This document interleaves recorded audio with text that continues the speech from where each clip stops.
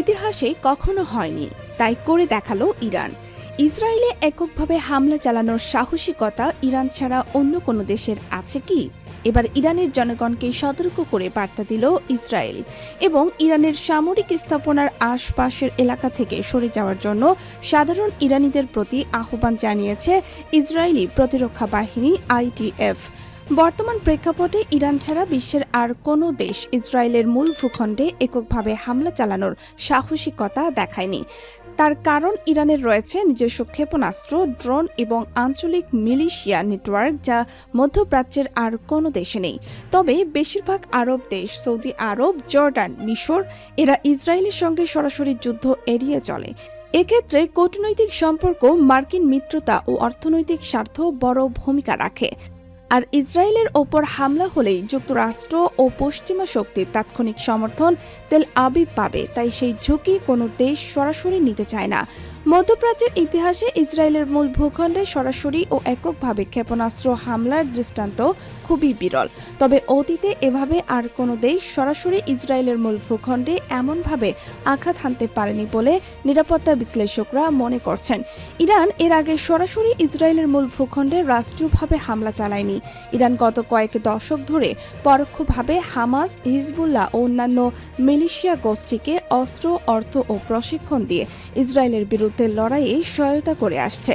আর Lebanon, Gaza, Syria এসব স্থানের মাধ্যমে ইরান ইসরায়েলকে ঘিরে রেখেছে এবং প্রভাব বিস্তার করেছে।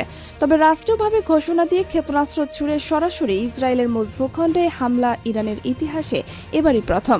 এখন দেখার বিষয়, এই হামলার পর পরিস্থিতি কতটা উত্তপ্ত হয় এবং আন্তর্জাতিক মহল ও শক্তিধর দেশগুলো কিভাবে এই মধ্যস্থতায় এগিয়ে আসে। বিশ্লেষকদের মতে এই হামলা শুধু মধ্যপ্রাচ্যের নিরাপত্তার সমীকরণ নয়, বিশ্ব কূটনীতিতেও বড় ধরনের প্রভাব ফেলবে।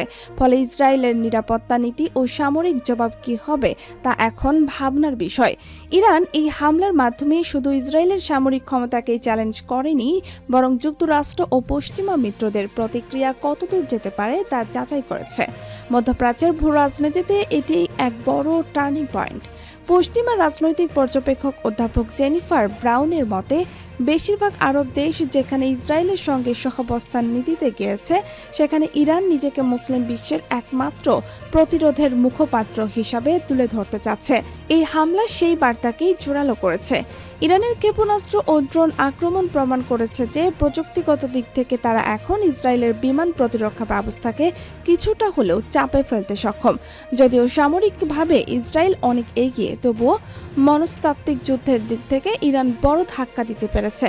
তবে ইরান সরাসরি আক্রমণ চালিয়ে একটি রেড লাইন অতিক্রম করেছে, আর এই ঘটনার পর ইসরায়েল যে চুপ থাকবে তা অসম্ভব। আজ এ পর্যন্তই, আবারও দেখা হবে নতুন কোনো প্রতিবেদনে। সে পর্যন্ত সবাই ভালো থাকুন, আমাদের সাথে থাকুন, আর আমাদের আপডেট সব ভিডিও পেতে আমাদের চ্যানেলটি সাবস্ক্রাইব করে বেল বাটনটি ক্লিক করে রাখুন।